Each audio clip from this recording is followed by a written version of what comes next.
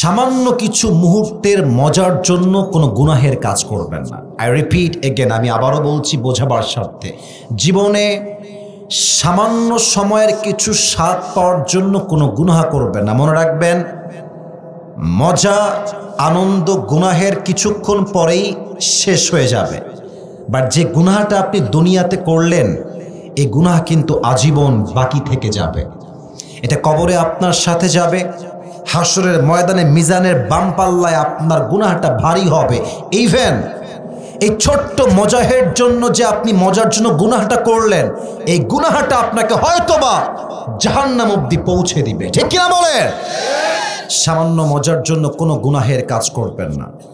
আর সামান্য কিছু মুহূর্তের কষ্টের জন্য কখনো নেক আমল ছাড়বেন না।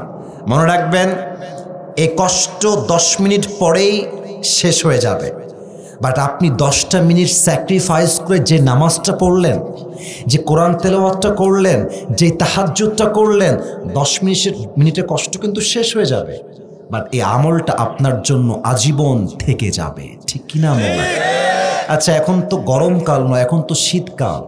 আমি জানি ভোর রাতে উঠতে খুবই কষ্ট হয়, আমি জানি তাহাজ্জুদ পড়া বিগ চ্যালেঞ্জ, আমি জানি ঠান্ডা পানি দিয়ে উজু করতে খুবই কষ্ট হয়, এটা আমি খুব ভালো করে বুঝি, বাট কষ্ট করবেন, 5 মিনিট পরে দেখবেন ঠান্ডাও শেষ, কষ্টও শেষ। বাট ওই যে আপনি 2টা রাকাত তাহাজ্জুদ আল্লাহর কাছে পড়লেন, ফজর নামাজটা জামাতে পড়লেন, এটা 10 মিনিটে নয়, এটা আপনার আজীবন সঙ্গী হয়ে থেকে যাবে। ঠিক কিনা বলে? So the main message is, প্রথম কথা, মূল মেসেজ হচ্ছে এইরকম, সামান্য শান্তির জন্য কোনো গুনাহের কাজ করবেন না, আর সামান্য কষ্টের জন্য কোনো নেক আমল ছাড়বেন না। বলেন সবাই ইনশাআল্লাহ। এই রংপুরের ভাইয়েরা, আপনার কি মনে হয় আপনার মৃত্যুর পরে আপনার মেয়ে, আপনার বাবা, আপনার মা, আপনার আত্মীয়, আপনার বন্ধু আপনার জন্য আজীবন দোয়া করবে? No, it's absolutely wrong idea. আপনার যেই ছেলে আজকে আপনি নামাজ পড়তে বললেন নামাজই পড়ে না, সে আপনার জন্য কবরে যাওয়ার পরে দোয়া করবে কেমনে? যেই আত্মীয় সামান্য 1 কাঠা জমির জন্য 3 বছর কথাই বলে না, সেই আত্মীয় আপনার কবরে সূরা ফাতিহা কেন পড়তে যাবে? যেই বন্ধু আজকে আপনার দাড়ির জন্য ঠাট্টা করে, যেই বন্ধু আজকে আপনার নামাজ পড়া দেখলে ঠাট্টা করে, এই বন্ধু কেমনে আপনার কবরের সামনে কোরআন তেলাওয়াত করবে? যুবক ভাইয়েরা, যেই ভাই, যেই বোন সামান্য একটা স্বার্থের জন্য ঈদের সময়ও দেখা করতে চায় না, এই আত্মীয় আপনার কবরে সূরা ফাতিহা কখনোই পড়তে যাবে না। আরে দুনিয়া তো আজ এমন স্বার্থপর হয়ে গেছে, মানুষ তো জীবিত মানুষকেই মনে রাখতে পারে না, মরণ যাওয়া মানুষকে মানুষ কেমনে মনে রাখবে? যুবক ভাইরা, ঠিক কিনা বলো? নিজের আমল নিজে করেন, নিজের কবর নিজে গুছান, নিজের দান নিজে করেন, ইনশাআল্লাহ আপনার পরকাল সুন্দর হবে। ঠিক কিনা বলেন? 1 2 নাম্বার কথা, ইটস ভেরি শর্টকাট, বাক্য বলেই শেষ করে ফেলছি। জীবনে সুখী হতে চাইলে কোনো মানুষের থেকে কোনো কিছু পাওয়ার আশা রাখবেন না। আপনার ঠিক না বললে ওয়াজটা আমি করতে পারবো না। আমার কথা ঠিক আছে কিনা বলেন সবাই? মানুষের থেকে আশা করতে গেলেই আপনি বিশাল বড় একটা বাস খাবেন। যার জীবনে মানুষের থেকে আশা যত কম, তার জীবনটা তত বেশি সুখী। যুবক ভাইরা, ডোন্ট এক্সপেক্ট ফ্রম পিপল। হ্যাঁ, এখানে আরেকটা বাক্য অ্যাড করতে চাই, মানুষের থেকে সম্মান কখনো পাওয়ার আশা রাখবেন না। মানুষ পরশু আপনার বদনাম করবে, তারপরে আপনার সুনাম করবে, তারপরে আবার আপনার বদনাম করবে। সকালে বলবে এক কথা, রাতে বলবে এক কথা, কালকে বলবে আর এক কথা। অতএব মানুষের কাছে সম্মানী হয়ে লাভ নাই, একমাত্র রবের কাছে যে প্রিয় হবে তার জীবনটাই সার্থক হয়ে যাবে। Don't expect from anyone. You have to expect just from Allah subhanahu wa ta'ala. মানুষ আমাকে দেওয়ার মালিক নয়, দেওয়ার মালিক একজন। আওয়াজ দিয়ে বলেন সবাই, তিনি কে? 3 নাম্বার কথা যুবকদের জন্য শেষ, এটা বলেই শেষ করতে চাই। তোমাদের বয়স কত হবে? এই তো মোটামুটি 20, 21, 22, 19, 23, 24, 25, on an average like that, এরকমই হবে।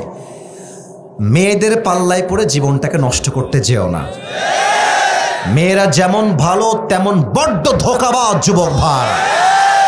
তুমি যেই মেয়ের জন্য ভাবছো যে মেয়েটা আমার বিশ্বাস রাখবে,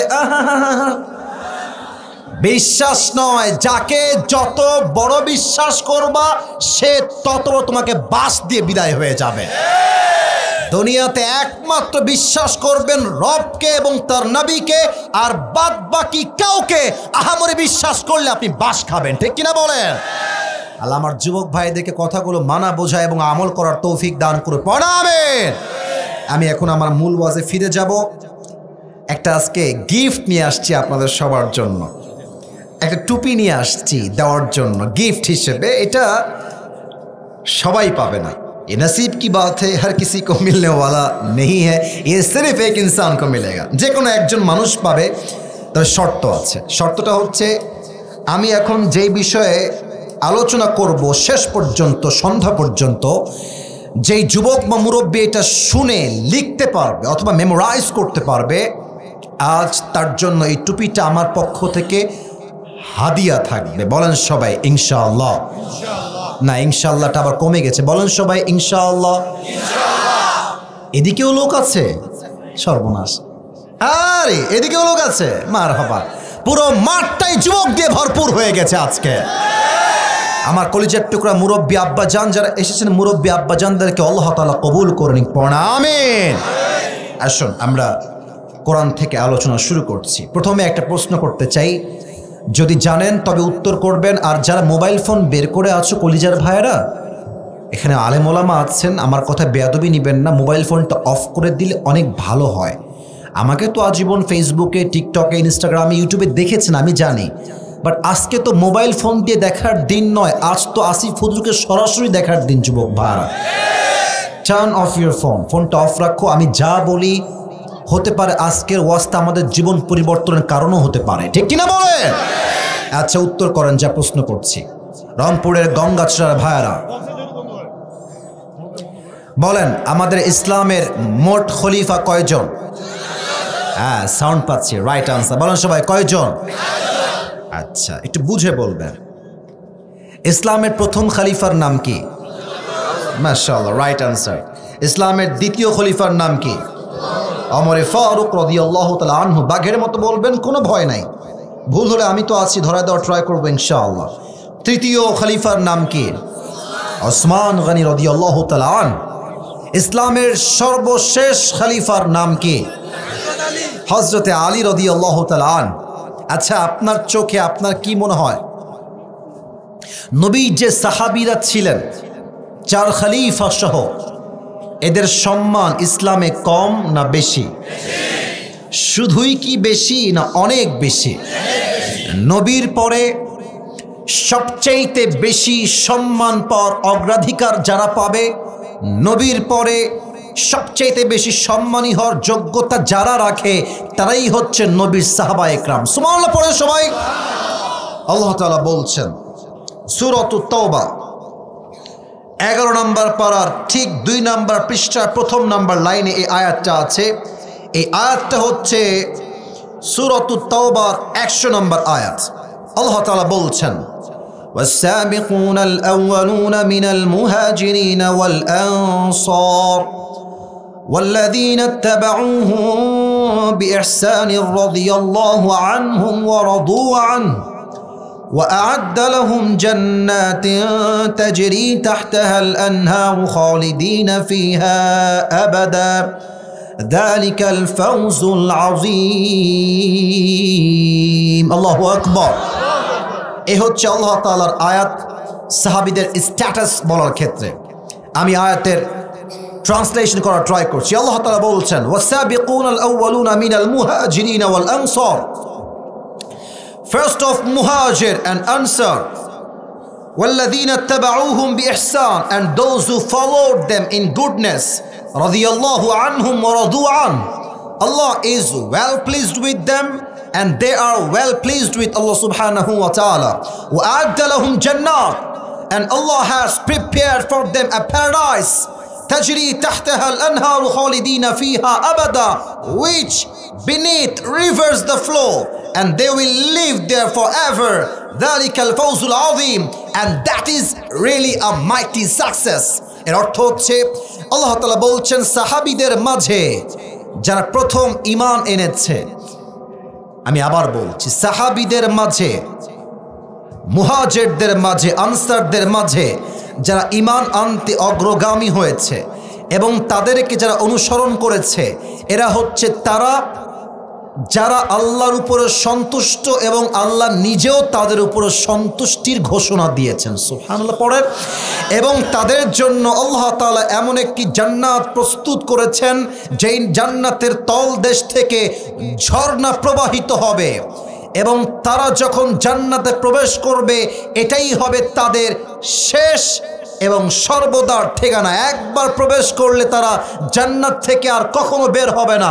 আর জান্নাত যে পেয়েছে তার মতো সফল তো আল্লাহর চোখে দ্বিতীয় আর কেউ হতে পারে না, ঠিক কিনা বলেন? এই হচ্ছে সাহাবীদের স্ট্যাটাস কোরআন অনুযায়ী। আর একটা হাদিস বলছি, হাদিস বলে জীবনীতে এন্টার করব।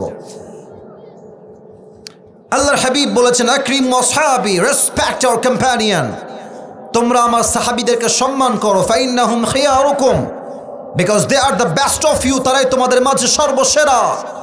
সুম্মাল্লাযীনা ইয়ালুনাহুম সুম্মাল্লাযীনা ইয়ালুনাহুম, এরপরে যারা আসবে তারা সেরা, এরপরে যারা আসবে তারা সেরা। সুম্মা ইয়াযহারুল কাযিব, তারপরে এই যুগে মিথ্যা প্রকাশিত হবে। আমাদের বাংলাদেশ তো এমন দেশ, এখানে মানুষ 100 কথা বললে 90টা কথাই মিথ্যা বলে, রংপুরের ভাড়া, ঠিক কিনা বলেন?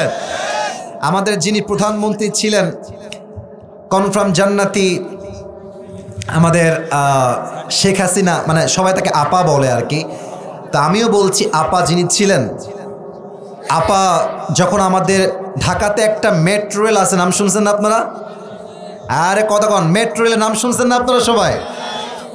যখন মেট্রো রেলে একটু আগুন লেগে গেল আমার মনে হয় যে এই মহিলা অভিনয় করলে বিশ্বসেরা অভিনেত্রী হয়ে যেত যুবক ভাইরা। এসে বলছি যে আমার মেট্রো রেলে ঠিক করতে কমপক্ষে 300 কোটি টাকা লেগে যাবে। আমার কলিজা আঘাত লাগলো, ইস রে 300 কোটি টাকা। পরে দেখলাম ডক্টর ইউনূস সাহেব ক্ষমতায় বসলেন, প্রধান উপদেষ্টা তিনি হয়ে গেলেন, ছাত্র জনতার মাধ্যমে, গণঅভ্যুত্থানের মাধ্যমে এই মেট্রো রেল 300 কোটি আর ইয়ে বহুত বহুত বহুত দূর কি বাত है, মাত্র 20 কোটিতেই ঠিক হয়ে গেছে। তখন আমি বুঝতে পারলাম এইরকম 300 কোটি বলে বলে বলে বলে বলে কত হাজার কোটি আমার দেশ থেকে বিদেশের মাটিতে পাচার হয়ে গিয়েছে। অতএব আগামীতে খুবই সাবধান, ভোট যাকে দিবেন তাকে 5 ওয়াক্ত নামাজিও হতে হবে, আল্লাহর দ্বীন কায়েমের কথাও বলতে হবে যুবক ভাইরা। এবার আসেন, থাক তাকবীর লাগবে না, লিল্লাহি তাকবীর। কথাগুলো বুঝবেন এখন থেকে, আমি যা বলা শুরু করছি। প্রিয় ভাইরা, আবু বকর রাদিয়াল্লাহু তাআলা আনহু ইসলামের প্রথম খলিফায় শুধু নন, বরং সাহাবীদের মাঝে, পুরুষদের মাঝে সর্বপ্রথম যিনি ইসলাম কবুল করেছেন, and he became the first Muslim among the men, পুরুষদের মাঝে প্রথম মুসলমানের নাম হচ্ছে আবু বকর রাদিয়াল্লাহু তাআলা আনহু। সুবহানাল্লাহ পড়বেন না আপনারা?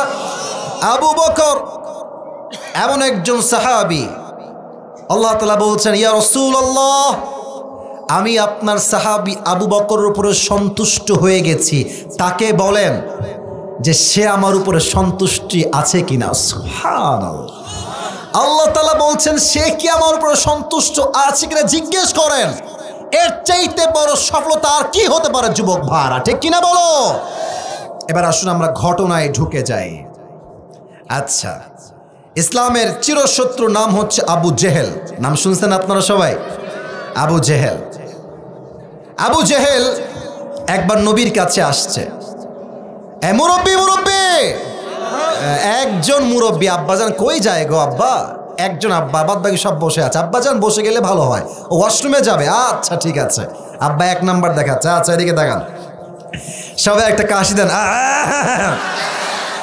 বাঘের মতো তাকবীর দেন, লিল্লাহি তাকবীর।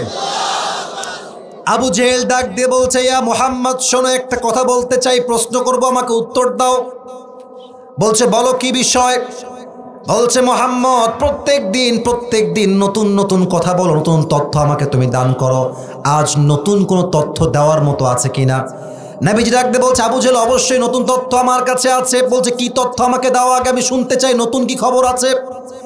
আমার প্রিয় নবীজি ডাক দিয়ে বলছে, আবু জেহেল শোনো, গভীর অন্ধকার রাত বাজে প্রায় 12টা। জিবরাইল আমিন আমার কাছে আসলেন বোরাক নিয়ে। আমি জিবরাইলের সঙ্গে গেলাম একদম এখান থেকে বাইতুল মাকদাসে। ওখানে গেলাম, 2 রাকাত নামাজ পড়লাম। ঠিক বাইতুল মাকদাস থেকে জিবরাইল আমাকে নিয়ে গেল আল্লাহর আরশে আজিমে। জান্নাত দেখলাম, জাহান্নামকে ভিজিট করলাম সচক্ষে, আল্লাহকে দেখলাম, সাক্ষাৎ করলাম। আবার ঠিক ওই রাতে, এই রাতেই শেষে ফজরের নামাজটা এসে মসজিদে হারামে ইমাম হয়ে আদায় করলাম। না সুবহানাল্লাহ, এটা দিল থেকে হয় না, বলেন সবাই সুবহানাল্লাহ। আরে জোরে বলেন সবাই সুবহানাল্লাহ। আবু জেহেল বলছে, আয় হায় হায় হায় হায়, আগে যা বলতো তা তো একটু মানা যায়, এখন তুমি কি বললা, এটা কি মানা যায়? আচ্ছা মুহাম্মদ, তুমি বলো তো, তুমি আমাকে যা যা বললা আমি কি তাই তাই সবাইকে বলে বেড়াবো? বলছে, yes, why not man, please go spread this message to everyone. যাও, যেভাবে বলেছে এভাবে বলে দাও, কোনো সমস্যা নাই।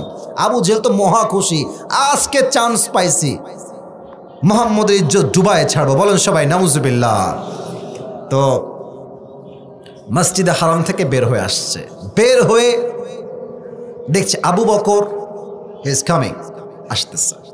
এই আবু বকর, স্টপ, থামো থামো থামো থামো থামো, কথা আছে। দৌড় দিয়ে আসছে। আবু বকর বলছে, কি হয়েছে, কি সমস্যা, কি বলবো বলো। আবু জেহেল খুব চালাক, আগে এসে বলছে, আচ্ছা আবু বকর একটা কথা আছে শোনো। বলছে, কি বল। আচ্ছা, এখান থেকে যদি কেউ বাইতুল মাকদাস যেতে চায় মসজিদে হারাম থেকে, কতটা সময় লাগতে পারে? তো আবু বকর বলছে, অ্যাটলিস্ট কেউ যদি যেতে চায় মসজিদে হারাম থেকে, তার কমপক্ষে সময় লেগে যাবে 2 মাস, 2 মাস যেতে এবং আসতে। মোট কয় মাস বললাম? 2 মাস। বলছে, are you sure, are you sure Abu Bakr, তুমি কি ঠিকঠাক বলছো, শিওর তো? বলছে, yes, I am damn sure যে কমপক্ষে 2 মাস লাগবে। বলছে, আচ্ছা কেউ যদি তোমাকে বলে যে আমি মসজিদে হারাম থেকে বাইতুল মাকদাসে গিয়েছি এবং সেই রাতে আবার ফিরে এসেছি, একই রাতে গিয়েছি একই রাতে ফিরে এসেছি, ডু ইউ বিলিভ দ্যাট, তুমি কি এটা বিশ্বাস করো? আবু বকর বলছেন, না, বিশ্বাস করি না, সম্ভব না এটা। আবু জেহেল বলছে, আমিও তো তাই বলি, এটা তো সম্ভব নয়, তোমার বন্ধু আমাকে এই কথা বলেছে। আবু বকর বলছে, কি, আমার বন্ধু বলেছে? যদি আমার বন্ধু বলে থাকে, ইন কানা ক্বালা যালিক লাকাদ সাদাকা, আমার বন্ধু যা বলেছে নিশ্চিত নিঃসন্দেহে সত্য বলেছে। সুবহানাল্লাহ। বাসায় ফিরে আসছে, নবীর কাছে আসছে মসজিদে হারামে। নবীজি বলছে, আজ থেকে আবু বকরের নাম জাস্ট আবু বকর নয়, আজ থেকে তার নাম হচ্ছে আবু বকর as-সিদ্দিক রাদিয়াল্লাহু তাআলা আনহু। আল্লাহু আকবার। এটাই হচ্ছে বিশ্বাস। বিশ্বাস নাই, ভালোবাসা নাই। বিশ্বাস আছে, ভালোবাসা আছে। বিশ্বাসের যোগ্য যে, ভালোবাসার যোগ্য সে।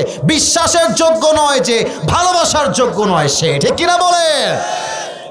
দ্বিতীয় হাদিসে, আচ্ছা আবু বকর কিন্তু নবীর শুধু বন্ধু নয়, এটা অনেকে জানেন না হয়তো বা। হ্যাঁ, শুধু বন্ধু নয়, বন্ধুও বটে, শ্বশুরও বটে। এটা একটু একটু ভাবেন তো, আপনার যে বন্ধু আপনার আছে, আপনি জানেন যে এই বেটা লুচ্চা নাম্বার 1, কোনোদিনও মেয়ে তো দূরের কথা বোনও বিয়ে দিবে না, চাচা তো বোনও বিয়ে দিবে না, বন্ধুর সঙ্গে। কারণ বন্ধুর চরিত্র একমাত্র বন্ধুই জানে আমার বন্ধুর চরিত্র কত খারাপ, কিনা? এটা কিন্তু বড় বোঝার বিষয়। দেখেন, নবীর সঙ্গে আয়েশা রাদিয়াল্লাহু তাআলা আনহার বিয়েটা কেমনে হয়েছে, লম্বা একটা ঘটনা, আমি জাস্ট শর্টকাটে বলার ট্রাই করছি। নবীজি ঘুমিয়ে আছেন, শেষ রাত তাহাজ্জুদের সময়। নবীজি হঠাৎ করে ঘুমে স্বপ্ন দেখছেন, নবীজি মাঠ দিয়ে হাঁটতেছেন, রাস্তার ভেতর অন্ধকার হয়ে আছে, দূরে জিবরাইল দাঁড়িয়ে আছে, আর তার পাশে একটা মেয়ে। এই বিয়ের সময় মেয়েরা ঘুমটা দেয় না এমনি, আর কথা কয় না কেন, দেয় না, ঘুমটা দিয়ে মুখটা ঢেকে রাখে, রাইট, ঢেকে রাখে। তো আবু বকর রাদিয়াল্লাহু তাআলা আনহুর একমাত্র মেয়ে আয়েশা, স্বপ্নে সাক্ষাৎ, মুখটা এমনি ঢেকে আছে ঘুমটা দিয়ে। নবীজি আসছেন, নবীজি যে বলছে, এই জিবরাইল, ইনি কে এখানে বসে আছেন? জিবরাইল তো বলছে, নবী আপনি নিজে একটু নেকাবটা উঠান, নিজে একটু ঘোমটা উঠান, দেখেন ইনি কে।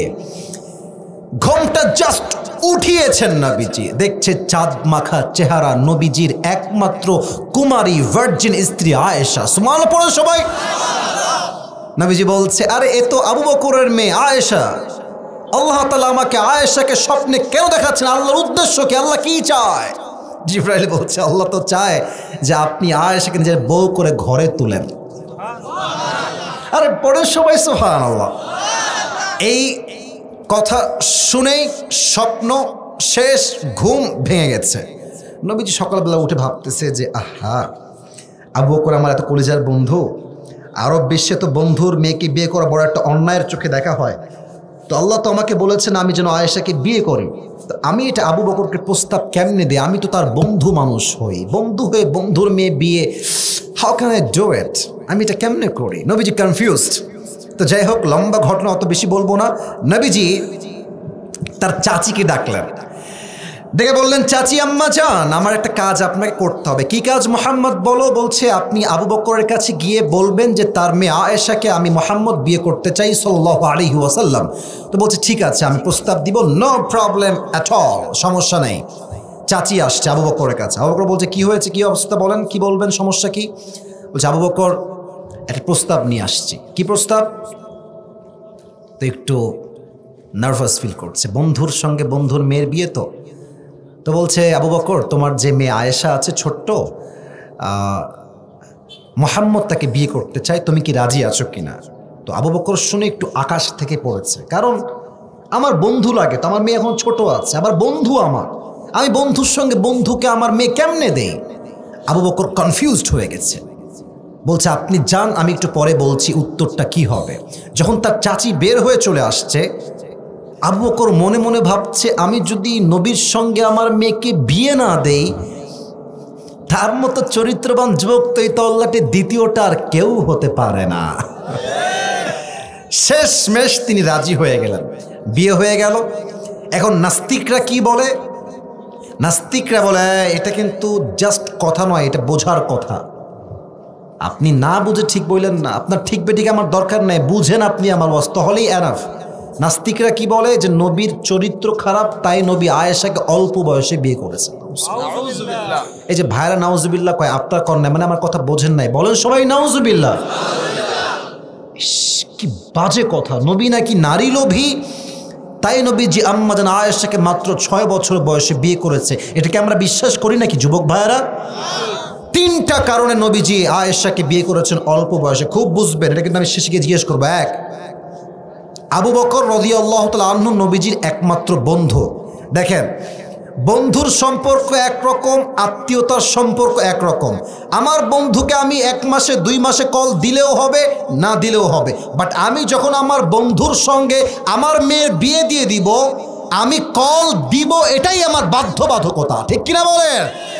আল্লাহ চেয়েছেন জাস্ট বন্ধুত্ব হলে ইসলামের রাজ সহজে কায়েম হবে না। এক কাজ করি, একটা আত্মীয়তার সম্পর্কে বেঁধে দেই, একটা রক্তের সম্পর্কে বেঁধে দেই, তবে সম্পর্কটা আরো মজবুত হয়ে যাবে। ঠিক কিনা বলেন? 1 নাম্বার কারণ। 2 নাম্বার কারণ, আয়েশা রাদিয়াল্লাহু তাআলা আনহার মেধা ছিল খুবই তীক্ষ্ণ মেধা। উনি যা শুনতেন তাই বলতেন, যা নবীজি বলতেন তাই বলতে পারতেন। আমাদের ক্লাসে আমরা দেখেছি, অনেকে তোমার ছাত্র যারা আছো দেখবা, ক্লাসে অলওয়েজ একজন ছাত্র এমন থাকে যে টিচার যা বলে ওইও সেম তাই বলতে পারে, কারণ কি ওর ব্রেনটা খুবই ভালো। তো আয়েশার ব্রেন ছিল অনেক ভালো। তো আল্লাহ তাআলা চেয়েছেন যদি আয়েশা নবীর স্ত্রী হয়ে যায়, ইসলামের জ্ঞান, প্রজ্ঞা, ইলম, নলেজ পুরো বিশ্বব্যাপী অল্প সময়ে ছড়িয়ে যাবে। ঠিক কিনা বলেন? 3 নাম্বার কারণ হচ্ছে, আম্মা জান আয়েশা রাদিয়াল্লাহু তাআলা আনহাকে নবী বিয়ে করেছেন একমাত্র রুচির জন্য নয়, চরিত্রের বিষয় নয়। আয়েশাকে বিয়ে করার আদেশ দিয়েছে, ওহী দিয়েছে। এক সত্তা আওয়াজ দিয়ে বলেন সবাই, তিনি কে? এই 3 কারণে নবীজি আম্মা জান আয়েশাকে বিয়ে করেছেন। অতএব এই হাদিস বোঝার পরেও যেই বলবে আমার নবীর চরিত্র খারাপ, এটা স্পষ্ট বুঝতে হবে ও পিতৃ পরিচয়হীন অবৈধ সন্তান রংপুরের ভাড়া। আল্লাহ বোঝার তৌফিক দান করুন সকলেই পড়া আমিন। এই হয়ে গেল বিয়ে। এবার আসেন, আচ্ছা এখন বাজে হচ্ছে ঠিক এই 5:05। আমি জানি আজান দিবে হয়তো বা সর্বোচ্চ 5:20 কিংবা 22-এ। আমার ওয়াজ শুরু হয়েছে ঠিক 4টার পর থেকে। আমার কথা হচ্ছে, আমরা আজকের মাহফিলে যে বসেছি, আমি আসিফকে দেখার উদ্দেশ্য যেন বসা না হয়। উদ্দেশ্য হবে একমাত্র হেদায়াত, একমাত্র আল্লাহকে খুশি করা যুবক ভাড়া, ঠিক কিনা বলো? আমি আর 2টা হাদিস বলে ওয়াজের সমাপ্তি করছি। এক, আবু বকরের তাকওয়ার লেভেল কত বেশি ছিল, আবু বকরের ডানের হাত কত বড় ছিল, 2টা বিষয় বলে শেষ করছি। এক, তাকওয়া দেখেন, আমাদের তো দেশে যারা, আমাদের প্রধানমন্ত্রী বলেছিলেন যে আমার যে পিএস তারও হচ্ছে 400 কোটি টাকা আছে ব্যাংকে। ভুলে গেছেন আপনারা সবাই? ইভেন তিনি বলেছেন আমার যে পিএস সে নাকি হেলিকপ্টার ছাড়া কোথাও যায় না। আপনি ভাবেন প্রধানমন্ত্রীর পিএস এর অবস্থা যদি এই হয়, তাহলে মন্ত্রীরা কত কোটি টাকা দেশের মাটির থেকে পাচার করে দিয়েছে যুবক ভাড়া আমার। একটা ছিল কাউয়া কাদের, কোথায় রে এই কাউয়া কাদের, কোথায়? একে তো আমি আর দেখি না। ও যে গেল সিঙ্গাপুর গেল না মামুর বাড়ি দিল্লি গেল, আমি খুঁজেই পেলাম না। এরা প্রধানমন্ত্রীকে স্বৈরাচার হতে সবচেয়ে বেশি সহযোগিতার হাত বাড়িয়েছে যুবক ভাড়া। আমি এখন যে হাদিসটা বলবো, এই হাদিস যদি প্রত্যেকটা মন্ত্রী, এমপি, মেয়র, প্রধানমন্ত্রী শোনে এবং আমল করে, আমার বিশ্বাস আমার বাংলাদেশ সোনার বাংলাদেশ হয়ে যাবে যুবক ভাড়া, ঠিক কিনা বলো? আবু বকরের বউ আসছে, এসে বলছে আবু বকর তোমার যেই সন্তানরা আছে তোমার কাছে, এই কথা বুঝো, কথা বুঝো, একদম ডান বাম কথা বলবো না, আমার চোখে চোখ রাখো, আমার কথা বোঝার ট্রাই করেন প্লিজ। পায়ে হাত রেখে বলছে, এই হাদিসটা দিল থেকে বুঝবেন। আবু বকর তোমার বাচ্চা তোমাদের কাছে একটা আবদার করেছে, তারা সারিদ খেতে চায়, আরব বিশ্বের সবচেয়ে দামি খাবার। যেমন আমাদের বাংলাদেশের এখন সবচেয়ে দামি খাবার হচ্ছে গরুর গোস্ত, মধ্যবিত্তরা চাইলেও গরুর গোস্ত আমরা কিনতে পারি না যুবক ভাড়া, ঠিক কিনা বলো? আরব বিশ্বের the most expensive food in Arabic world is সারিদ, সবচেয়ে দামি খাবার। আবু বকর একজন প্রাইম মিনিস্টার, প্রধানমন্ত্রী, তো বলছে আপনার সন্তানরা সারিদ খেতে চায়, আপনি একটু প্রোভাইড করলে ভালো হয়। তো আবু বকর বলছে আমার বউ আমাকে মাফ করে দিও, আমি যে সারিদ খাওয়াবো সন্তানদেরকে, এটা খাওয়ানোর মতো কোনো অর্থ, টাকা পয়সা আমার কাছে কোনো কিছু নাই। তো বউ বলছে স্বামী বুঝলাম আপনার কাছে নাই, আপনি এক কাজ করেন, রাষ্ট্রের কোষাগার থেকে কিছু টাকা ধার নেন, আর সামনে মাসের বেতন থেকে কিছু টাকা কেটে নেবেন, তাহলে সমাধান হয়ে যাবে। আবু বকর কি বলছে একটু দেখেন, আমার দিকে তাকায় শোনো। আবু বকর বলছে আচ্ছা আমি ধার নিব, তোমার কথা অনুযায়ী ঠিক আছে, ধার নিব, সামনে মাসের বেতন থেকে আমার বেতন কেটে যাবে, ধার শোধ হয়ে যাবে। বাট বেগম তুমি আমাকে লিখে দাও যে আমি আবু বকর আগামীকাল জীবিত থাকবো, এই গ্যারান্টি তোমার কাছে আছে কিনা। সুবহানাল্লাহ পড়বেন না? তুমি লিখে দাও যে কালকে আমি জীবিত থাকবো কিনা, যদি গ্যারান্টি থাকে আমি ধার নিতে প্রস্তুত আছি, যদি গ্যারান্টি না থাকে আমি 1 পয়সা রাষ্ট্রের থেকে মেরে খেতে পারবো না। চলে গেছে বাহিরে। দীর্ঘ 3 থেকে 4 মাস পরে সন্তান আসছে, বউ আসছে, দেখছে হাতে একটা প্লেট সারিদ রাখা আছে, বলছে আব্বাজান নেন সারিদ খান। বলছে এই বেগম এই সারিদ কই থেকে আসছে, আমি তো টাকা দেই নাই কাউকে কেনার জন্য, কই থেকে আসলো এই সারিদ? তো বউ বলছে আবু বকর আপনি যে প্রত্যেক মাসে আমাকে হাত খরচের টাকা দেন, ওই টাকাকে বাঁচিয়ে বাঁচিয়ে আমি এই শাড়িটা আপনার জন্য কিনেছি, সন্তানের শখ আবদার পূরণ করবার জন্য কিনেছি। বলছে ও হালাল তো তাই না? বলছে অবশ্যই হালাল, আপনি খান, এটা টাকা বাঁচিয়ে বাঁচিয়ে কেনা হয়েছে। উনি প্লেটটা নিলেন, 1 টুকরা শাড়িদ খেয়েই বাড়ির থেকে বের হয়ে গেলেন। এই যুবক ভাড়া মুরব্বীরা বাড়ির থেকে বের হয়ে সংসদে গেলেন, এমপি, মন্ত্রী, প্রজা সমস্ত রাষ্ট্রীয় দায়িত্বে যারা ছিলেন সবাইকে ডাকলেন, গোল বৈঠক, গোল মিটিং, ভেরি আর্জেন্ট মিটিং, সবাইকে জরুরি ডাক দিয়েছেন তিনি। সবাই আসছে, অবাক হয়ে গেছে, আরে এত জরুরি ডাক কেন দেওয়া হলো আমাদের সবাইকে হঠাৎ কেন? আবু বকর বলছে, আপনারা বলেন সবাই, আমার বেতনকে রাষ্ট্র থেকে কত দেওয়া হয়? বলা হলো, আপনার বেতন দেওয়া হয় কথার কথা 50,000 টাকা।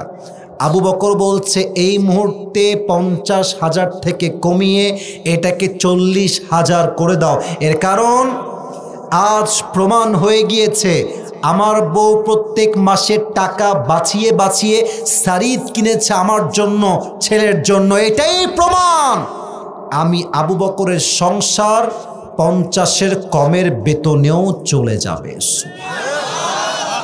বেতন কমাই দিয়েছে। চিন্তা করতে পারেন যে আল্লাহর ভয় কাকে বলে? তো আসলে তো সবার চিন্তা একরকম হয় না। এখানে যে সবাই আমাকে ভালোবাসেন তা না, ভালোবাসার লোকও আছে, হেটার্সও আছে। তো ওখানে একজন যুবক দ্বিমত পোষণ করেছে যে আবু বকর এটা কেমন কথা, মাত্র সামান্য কয়েকটা দিরহাম কমায় দিব, থাক না, আপনি তো প্রধানমন্ত্রী, এভরিথিং ইজ জাস্ট ইয়োর্স, সবই তো আপনার হাতে, রাখেন না বেতনটা, সেম থাক আগের মতোই। আবু বকর বলছে, যদি আমি হিসাবের কাঠগড়ায় দাঁড়াই আর আমি যদি জাহান্নামী হয়ে যাই, তুমি কি এটার দায়ভার নিতে পারবা? এই প্রশ্ন করার সঙ্গে সঙ্গে ওর মাথা নিচু হয়ে গেছে। আর আবু বকর ডাক দিয়ে বলছে, শোনো, আমার জীবনের সবচেয়ে বড় বিগ চ্যালেঞ্জ হচ্ছে নিজেকে জাহান্নামের আগুন থেকে বাঁচানো এবং আল্লাহর বিচার থেকে বাঁচা। আমি আবু বকর যদি আজ 10,000 টাকা বেতন বাড়িয়ে নেই, আমি তো খেয়ে ফেললাম, বাট কিয়ামতের দিন আল্লাহ যখন আমাকে ধরবে, জাহান্নামের আগুন যখন আমাকে ধেয়ে ধরবে, আমি এটা চুল পরিমাণ বরদাস্ত করতে পারবো না। ঠিক কিনা বলে? এই হচ্ছে আল্লাহর ভয়, এই হচ্ছে তাকওয়া। যুদ্ধের ডাক আসলো। আল্লাহর হাবিব বললেন, শোনো, তোমরা সবাই যুদ্ধের জন্য আল্লাহর রাস্তায় দান করো। শেষ হাদিস, শেষ কথা, এটা বলে দোয়ার দিকে যাব। তো আল্লাহর হাবিব বলার পরে ওমর ফারুক বলছে যে আজ তো আমি আবু বকরকে হারাই ছাড়বো। কারণ কি? বলছে, আবু বকর তো অনেক গরিব, আমি অনেক বড় লোক, আজ আমি সবচেয়ে বেশি অর্থ সম্পদ নিয়ে আসবো। খুব ভালো করে বুঝবেন যে আল্লাহর কাছে দামি কোন জিনিস। তো ওমর ফারুক তার পুরো সম্পদকে 2 ভাগ করেছে। এই বলেন সবাই, কয় ভাগ? আরে সাউন্ড কি মাশাআল্লাহ, বলেন সবাই, কয় ভাগ? অর্ধেক বাসায় রেখেছে, অর্ধেক নবীর কাছে নিয়ে আসছে। আর আবু বকর রাদিয়াল্লাহু তাআলা আনহু যে অর্থ নিয়ে আসছে, বোঝা ট্রাই করেন। এটা হচ্ছে আমার হাতে একটা কাগজ। এটা কি বলেন তো সবাই? এটা কিসের বোতল? আচ্ছা, একটু বুঝে বলেন তো, এই কাগজটা বেশি উঁচু না পানির বোতল বেশি উঁচু? আরে ভাই, বুঝলে কথা কন, কাগজ বেশি উঁচু না পানির বোতল বেশি উঁচু? তো দেখেন, আবু বকরের সম্পত্তি হচ্ছে এইটা, একদম নিচু, আর ওমর এনেছে বিশাল লম্বা, বিশাল উঁচু। তো নবীর প্রশ্ন হওয়া উচিত ছিল এইরকম যে কে কত সম্পদ নিয়ে আসছো, বলো কার কত সংখ্যা। নবীজি সওয়ালটাই চেঞ্জ করে দিলেন। নবীজি বলেন, এই সাহাবীরা, এই ওমর, মা খাল্লাফতা, তুমি কি রেখে এসেছো, কি নিয়ে আসছো? ওমর বলছে, নবী হে, আমি অর্ধেক রেখে আসছি, অর্ধেক নিয়ে আসছি। মা খাল্লাফতা ইয়া আবু বকর, হে আবু বকর, তুমি কি রেখে আসছো? আবু বকর ডাক দিয়ে বলছে, ইয়া রাসূলুল্লাহ, তারাকতুল্লাহ ওয়া রাসূলা, আমি আল্লাহ আর তার রাসূল ছাড়া বাসায় একটা সুতাও বাকি রেখে আসি নাই। অতএব দান কম হোক বেশি হোক, নট আ বিগ ডিল, যদি আল্লাহর জন্য হয় এটাই আল্লাহর কাছে সবচেয়ে দামি হয়ে যায়। ঠিক কিনা বলে? তাহলে আজ ওয়াজ থেকে অল্প সময় বলে দিচ্ছি, আমাদের মোট শিক্ষা পেয়েছি আমরা 4টা। বলেন সবাই, কয়টা? হ্যাঁ, এটা একটু বুঝেন, আমি আর বেশি বাড়াবো না, কারণ সময় অলরেডি অন্ধকার, আমি জানি। এই হাত তোলেন সবাই, বলেন সবাই, কয়টা শিক্ষা? তাহলে ওয়াজটা বাস্তবে রূপে যাবে ইনশাআল্লাহ। 4টা শিক্ষা। 1, নবীকে জাস্ট নবী মানলেই হবে না, নবী যা সত্য বলেছে তাই সত্য, নবী যা মিথ্যা বলেছে তাই মিথ্যা, নবী যা বলেছে তাই আমি করব, নবী যা নিষেধ করেছে তা মুসলিম হিসেবে আমি ছাড়তে বাধ্য। ঠিক কিনা বলে? আবু বকরকে বলছে, তোমার বন্ধু বলেছে এই কথা বিশ্বাস করো? বলছে, অবশ্যই করি। তার মানে শিক্ষা, নবী যা বলেছে তাই সত্য, নবী যা মিথ্যা বলেছে তাই মিথ্যা। ঠিক কিনা বলেন? 2 নাম্বার, নবীর বিরুদ্ধে আয়েশাকে নিয়ে কেউ যদি চরিত্রে কালেমা লেপন করতে চায়, স্পষ্ট কথা বলতে হবে। আগামীর সংসদে আইন পাশ হবে, যেই কুলাঙ্গার নাস্তিক আমার নবীর শানে একটা টু শব্দ করবে, ওকে বাইতুল মুকাররমের সামনে ওপেনলি লাইভে ব্রডকাস্টে ফাঁসির কাস্টে ঝুলিয়ে হত্যা করতে হবে। রংপুরের ভাই, হেফাজতে ইসলাম জীবন দিয়েছে, শাপলা চত্বর আগে কায়েম হয়েছে। যদি আগামীতে আবার শাপলা চত্বর কায়েম হয়, হাজার যুবক জীবন দিতে প্রস্তুত হয়ে যাবে। যুবক ভাড়া ঠিক কিনা বলো? 2 নাম্বার, নবীর শানে বেয়াদবি আমরা মানতে পারবো। 2 নাম্বার। 3 নাম্বার শিক্ষা, যদি এলাকার মেয়র, এমপি, মন্ত্রী কেউ হয়, জেলা বা রাজধানী যেখানকারই হোক, ওর প্রথম দায়িত্ব রাষ্ট্রের প্রত্যেকটা পয়সা, টাকা, সোনা দানা এমন হিসাব করে ব্যয় করতে হবে যেন আল্লাহর কাছে বিচারের কাঠগড়ায় দাঁড়াইতে না হয়। যুবক ভাইরা ঠিক কিনা বলো? আর 4 নাম্বার শিক্ষা বলেই শেষ করছি, আমি দিলাম মাহফিলে 1 লাখ টাকা, বাট উদ্দেশ্য হচ্ছে আমার মানুষকে খুশি করা, আল্লাহর কাছে 2 পয়সা দাম নাই। আমি দিলাম মাত্র 5 টাকা, বাট দিলাম স্বার্থ থেকে একমাত্র আল্লাহর জন্য। ওয়াল্লাহি রংপুরের ভাইরা, ওই 1 লাখ টাকার চাইতে আমার 5 টাকার দাম 1000 গুণ আল্লাহর কাছে বেশি। অতএব দান করবেন কম, বাট খুশি করবেন কার জন্য? আওয়াজ দিয়ে বলেন তো সবাই, তিনি কে?